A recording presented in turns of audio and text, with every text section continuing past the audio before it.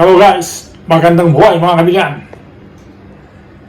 Dahil day off natin ngayon, magluluto po tayo ng ating masarap na ulam. Alam niyo kung ano? Siyempre, ipakikita ko sa inyo. At ito na, ang aking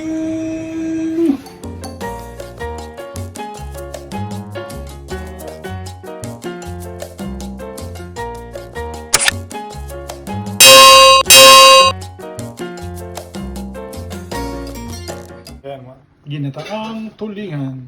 Kaibigan, ang tulingan, ang maliit na tuna. Ito naman ang ating gagamiting sahog. Sili, luya, sibuyas, at hindi mawawala, siyempre, ang gata ng niyog. Yan mga kaibigan. So, panoorin niyo ako mga kaibigan kung paano natin lutuin ito sa isang simpleng pamamaraan. Ang masarap na ginataang tulingan. Simple pero rock and roll. Mga boss, nahiwa ko na yung aking sasahog. Yung sibuyas, luya, at saka yung sili. Nailagay ko na doon sa kaldero. Ito, sasalang ko na. Hindi ko na videohan kanina kasi nga wala nga hawak ng cellphone. So kaya hiniwa ko na yung sibuyas tsaka yung luya. Binalatan ko na. Tapos pinaghalo-halo ko, pinagsama-sama ko na sila dito sa kaldero. Yun, sasalang ko na to. Ganyan lang ako kasimple magluto ng ng ginataang tulingan. So, habang nakasalang, siyempre, bubuksan natin yung kalan. Yan, mga kaibigan. Nabuksan ko na yung kalan. Siyempre, habang nakasalang yan sa kalan, sa apoy, kailangan hinahalo-halo mo yan hanggang sa yan ay kumulo. Kasi pag yan ay hindi mo hinalo at pinabayaan mo, yun yung tendency na nakukulta siya. Humihiwala yung gata sa tubig. Kaya nagiging maputla yung gata. Karaniwan sa nagagata, nilalagyan pa nila ng sinasabing kakanggata. Ako, hindi na ako naglalagay noon. Kasi nga, kailangan, habang pinapakuluan mo yan, hinahalo mo yung gata mo. Yun ang technique at simpleng diskarte kapag naggagata kayo. Kailangan lutuin nyo muna yung gata na maayos bago nyo ilagay yung kung ano man yung gagataan nyo. Lalong-lalo na pag gusto nyo yung masarap na luto. So, antabayanan nyo lang mga kaibigan. Habang pinapakuluan ko to, mahirap kasi magluto ng hawak mo yung sandok, hawak mo pa yung cellphone. So maya ang konti ulit. Ang tabayanan nyo lang mga kaibigan. Ganyan lang po ako kasimple magluto mga kaibigan. Simple but terrible but delicious. Siyempre, ito mga guys, kinuha yung aking tripod para nakadirekta akong habang nagluluto, nakikita nyo ako. Kasi kanina, hindi ko ilabas yung tripod ko, nahirapan ako. Wala maghahawak ng cellphone. Ngayon, ginamitan ko siya ng tripod. So, habang nagluluto ako, habang pinapakuluan ko to, ito, nakikita nyo kung paano ginagawa. Kasi nga kailangan, habang nakasalang siya sa apoy, lalo at gata, hanggat hindi pa siya kumukulo, hahalu-haluin nyo lang siya para hindi siya nakukulta. Ibig sabihin niya nakukulta, yung pumuputla yung gata niya, tapos namumuo-muo siya, parang nagkakaroon siya ng sapal-sapal. Pero pag ganito ang ginagawa nyo, hindi siya magkakaroon ng sapal, hindi hiwala yung gata niya sa tubig. Yan ang mga natutunan ko sa mga expert magluto rin. Yan, may konti. Pagkulo nito. Yan, lapit natin ng konti yung ating tripod. Oh. Medyo yoyo ko natin siya. Kasi nga, ayun. Ayun ba? Yan. Yan ang sistema ang ginagawa ko. Maya konti, pag kumulo na siya, tsaka natin ilalagay yung tulingan.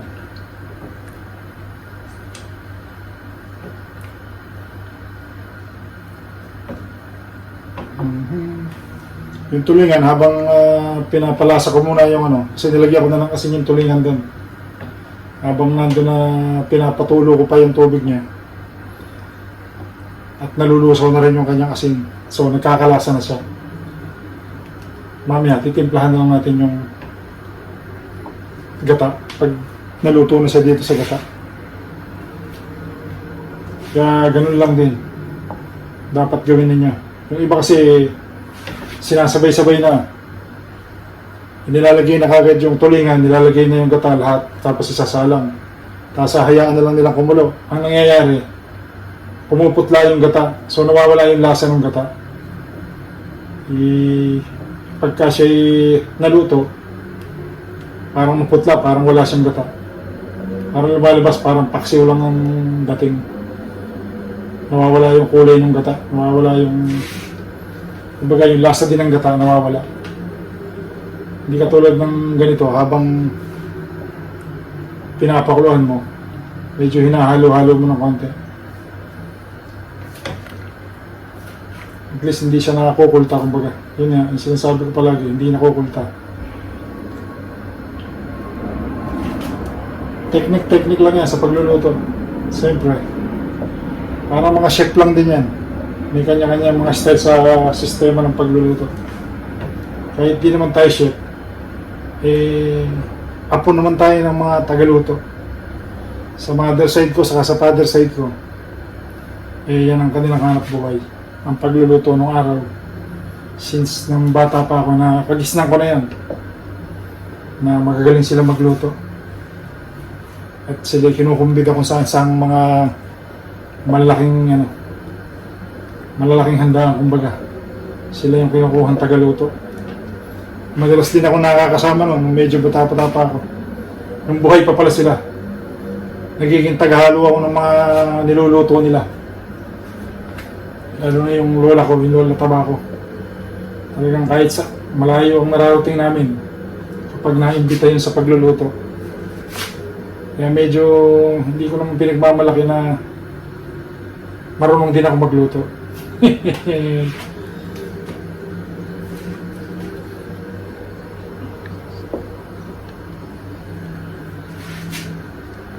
Yan, medyo bumubula-bula na, kumukulo-kulo na siya mga kaibigan. So malapit na siyang pag pumantay na yung kulo niya, saka natin ilalagay yung tulingan. Yung time na yun, hindi mo na siya kailangang haluin. Tuloy-tuloy lang yung kulo niya. Yan ang technique. Yun. Simple but terrible. Sabi nga nila. Yum, yum, yum! Gaya-gaya pa, ano?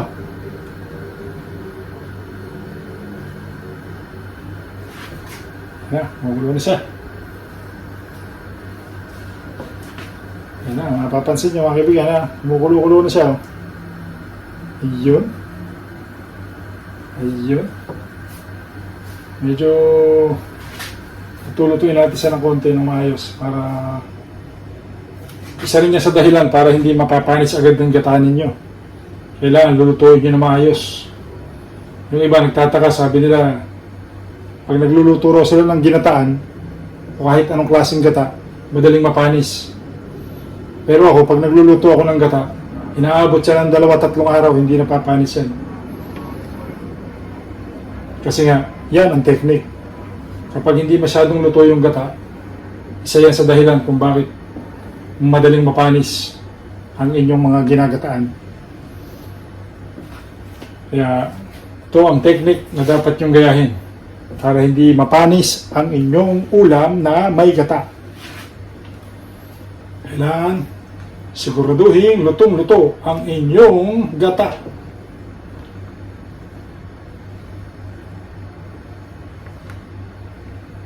Yan.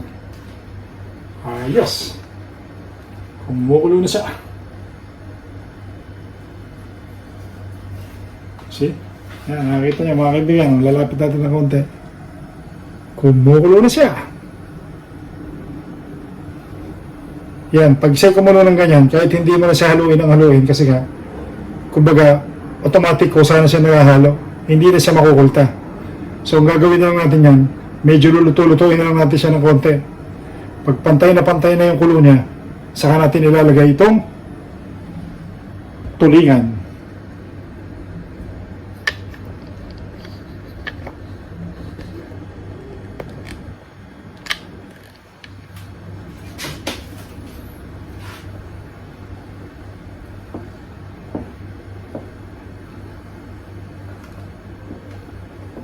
La la la la. Ayan, mga kaibigan, okay na. Medyo pumapantay-pantay na yung kanyang kulo.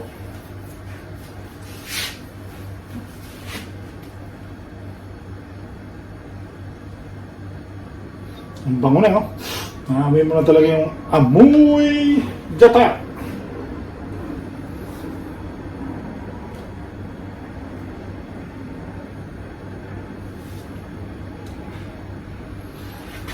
Iyan, tignan nyo ang technique yan. Hindi siya puputla. Kung ano siya nung inisinalang mo hanggang sa kumulo ng kumulo yan, hindi siya puputla. Hindi katulad ng iba, pag naggata, pumuputla. Kaya ang ginagawa nila, hinahaluan pa nila ng kakanggata. Yung tinatawag, para pumuti ulit. Yun ang technique doon, hindi naman talaga pampalasa yun. Kundi para pumuti lang, kaya dinadagdagan nila ng kakanggata na tinatawag. Pero hindi na uso sa akin yun. Ganyan lang yan. Hanggang sa ilang araw yan na hanggang sa maubos yan. Hindi magbabago ang kulay yan. Pero mamaya, siyempre, pag ilagay mo yung isda, alibasa siyempre, itim yung isda, magbabago yung kanyang kulay. Dahil doon sa isda. Yun lang magiging ano niya. Pagbabago niya. Pero konting-konti lang yan, siyempre.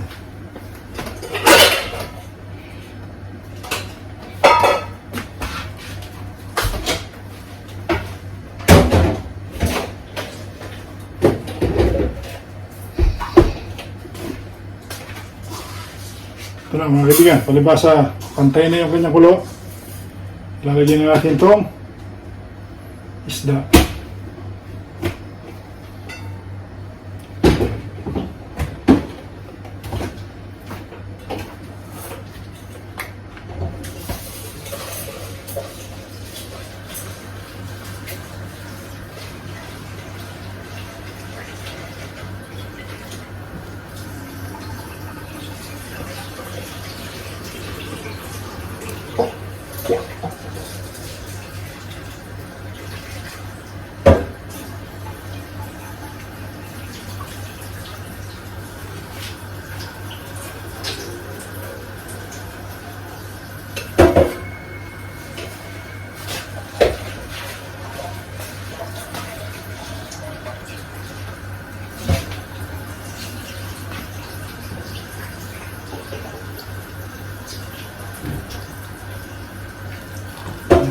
Ganyan na lang gagawin natin para hindi siya makalpa.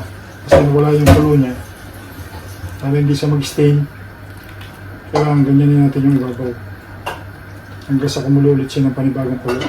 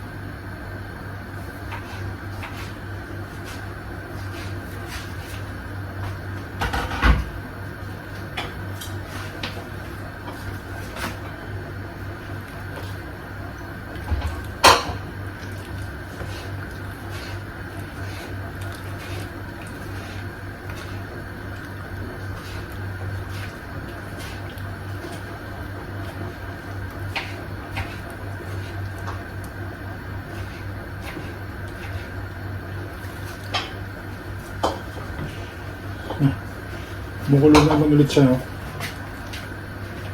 Hindi lang yan, mga kaibigan.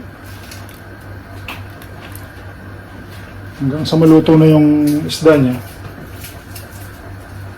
Yun na. Palalaputin mo lang natin yan. Sure ball na yan. Siyempre, ang pagtimpla niyan, depende na sa inyo.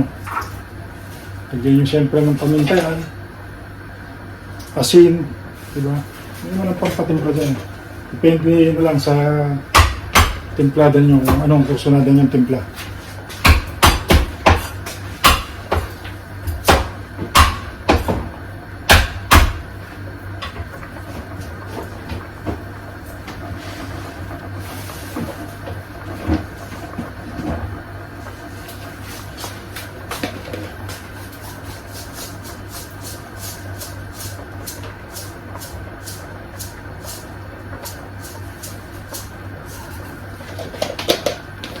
Yun sa mix.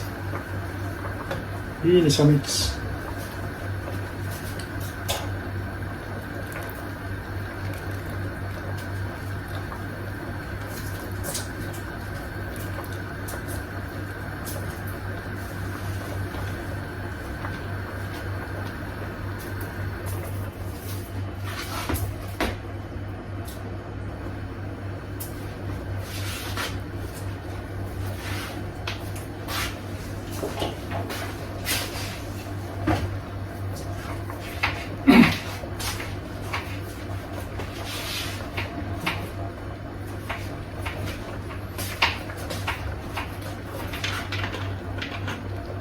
Ang isang sekreto para hindi kagad mapanis ang ginataan, lalo na pag-isda, lalagyan natin ng konting suka. Okay? Yan ang technique.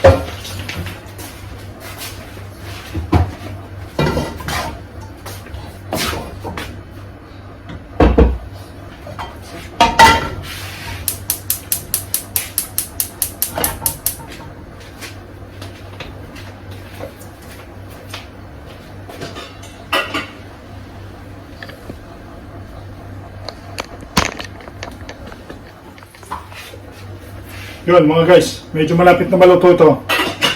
Dahil meron akong kasabay na magluluto, stop ko muna itong video ko. Mamaya pagkatapos itong aking niluluto, ipapakita ko ulit sa inyo. Diyan lang kayo mga kaibigan. Hintay-hintay lang. Ito na mga kaibigan. Luto na ang aking ginataang tulingan. Pero medyo palalaputin ko pa ng konti yan. Saka pansinin nyo mga kaibigan, hindi pumutla yung kanyang kulay, hindi masyadong maputla. Kaya nagkaganyan ang kulay niya, siyempre dahil sa isda. Yun lang ang pagkakaiba niyan. Pero habang kumukulo pa siya, at medyo malabnaw-labnaw pa yung sabaw niya, medyo hintayin po natin maging ano yan, malapot ng konti bago natin tanggalin sa apoy. So, maraming salamat mga kaibigan sa inyong panonood sa aking munting ulam, ang ginataang tulingan. Thank you, thank you! 1, 2, 3